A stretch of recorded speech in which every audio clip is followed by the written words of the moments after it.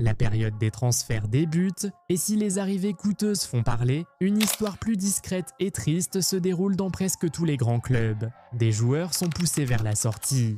Parfois, c'est parce qu'une nouvelle recrue brillante a pris leur place. Parfois, leur niveau de jeu a chuté brutalement, et parfois le club a simplement besoin d'argent et décide qu'un certain nom est sacrifiable. Quelle que soit la raison, le message reste le même. Nous avons tourné la page et il est temps pour vous de partir. Voici les joueurs poussés vers la sortie par leur club cet été. Commençons au Santiago Bernabéu avec Eduardo Camavinga. Il n'y a pas si longtemps, cet homme était l'un des jeunes milieux de terrain les plus convoités au monde. Double vainqueur de la Ligue des Champions à 21 ans, recruté depuis Rennes en 2021 pour environ 31 millions d'euros et totalisant plus de 200 apparitions avec les Mérangues. Alors, comment en est-on arrivé là? Principalement à cause des blessures.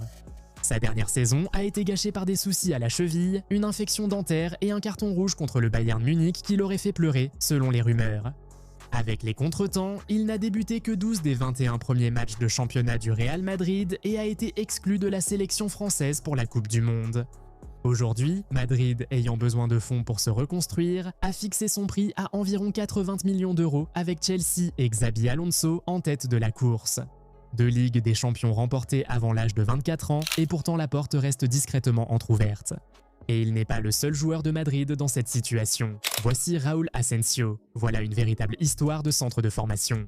Un défenseur central formé au club qui a explosé en équipe première et semblait être un défenseur d'avenir, tellement estimé que Madrid lui a offert un contrat jusqu'en 2031 avec une clause libératoire fixée, selon les rumeurs, à 1 milliard d'euros. 1 milliard. Et pourtant, à peine un an plus tard, il est poussé vers la sortie. Pourquoi? La concurrence, tout simplement. L'arrivée d'Ibrahima Konaté a relégué le joueur de 23 ans dans la hiérarchie et avec le retour de José Mourinho au Bernabéu, Madrid pense qu'Asensio n'aurait quasiment aucune chance de jouer la saison prochaine. Selon certaines informations que les Mérangues sont désormais prêts à le laisser partir, mais seulement sous forme de prêt avec option d'achat obligatoire. D'un prodige à un simple joueur de complément en 12 mois. Voilà à quel point le haut niveau peut être impitoyable, de Madrid à leurs grands rivaux. Parlons de Ronald Araujo. Pendant des années, Araujo a été le guerrier de Barcelone, le capitaine qui mettait son corps en opposition sur tous les ballons. Mais le système de Hansi Flick repose sur une ligne défensive dangereusement haute, et la faiblesse d'Araujo, son placement et ses passes sous pression, a été impitoyablement exposée. Le 25 novembre, il a été expulsé en première mi-temps à Chelsea, le Barça perdant 3-0, et les critiques ont été si brutales qu'il a pris une pause pour sa santé mentale, voyageant à Jérusalem avant de revenir un mois plus tard. Les chiffres parlent d'eux-mêmes. La saison dernière, il n'a disputé que 20 matchs de Liga, dont 10 en tant que remplaçant Flick préférant Pau Cubarsí et Eric Garcia. Il a tout de même soulevé le titre de la Liga et disputé son 200e match avec le club, mais comme Barcelone cherche constamment à équilibrer ses comptes, vendre leur capitaine est devenu une solution évidente. Il veut rester et se battre. Si votre entraîneur ne vous fait pas confiance et que votre club a besoin d'argent, vouloir rester ne suffit souvent pas. Abordons maintenant une histoire connue de tous les fans anglais qui se résume à une question d'économie. Marcus Rashford. Rashford est un fan de Manchester United depuis son enfance, un joueur issu du centre de formation, un homme qui a disputé plus de 400 matchs depuis qu'il s'est révélé en 2016. Mais voici son problème. Il est le joueur le mieux payé de Manchester United avec un contrat jusqu'en 2028 et c'est un contrat monstrueux.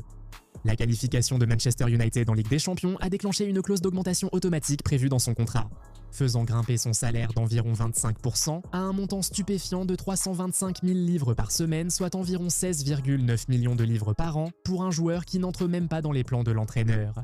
Manchester United a une masse salariale de plus de 200 millions de livres, la 4e de la Premier League, un chiffre que le club veut réduire. Il a passé la saison dernière en prêt au FC Barcelone. Excellent, avec 14 buts et 14 passes décisives en 49 matchs alors qu'ils ont remporté la Liga. Le Barça a néanmoins refusé l'option d'achat de 26 millions de livres préférant signer Anthony Gordon car son salaire était trop élevé. Manchester United a fixé un prix de 40 millions de livres et a refusé de vendre à Liverpool ou à Manchester City. Parfois, c'est ton propre contrat qui te pousse vers la sortie. Restons en Premier League mais direction Anfield, nous avons Federico Chiesa. Vous vous souvenez de l'ailier explosif qui a mené l'Italie jusqu'au trophée de l'Euro 2020? Trophée, son but pour Liverpool. But monsieur. But, sa carrière à Liverpool a été à des années-lumière de ces soirées-là. Recruté à bas prix depuis la Juventus en 2024, il ne s'est jamais adapté au système. La saison dernière était presque comique tant il a peu joué, 24 apparitions en Premier League, mais une seule titularisation et seulement 281 minutes sur toute la saison. En 2 ans à Anfield, seulement 5 buts et 5 passes décisives en 48 matchs, il a admis que s'il ne trouve pas de temps de jeu régulier en Angleterre, il ira voir ailleurs. Et Liverpool lui a facilité la tâche, lui demandant apparemment de se trouver un nouveau club.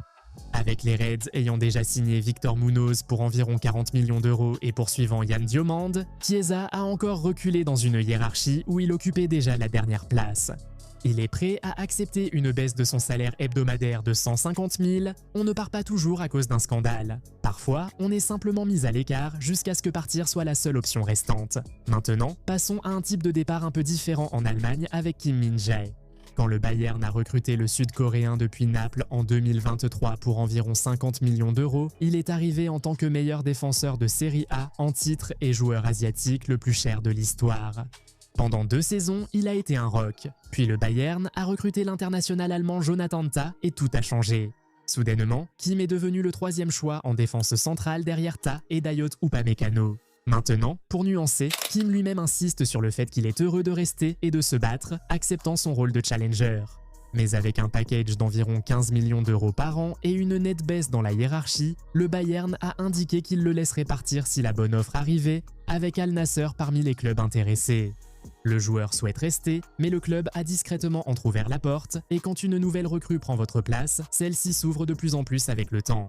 Et enfin, terminons en Italie avec Glazan Bremer.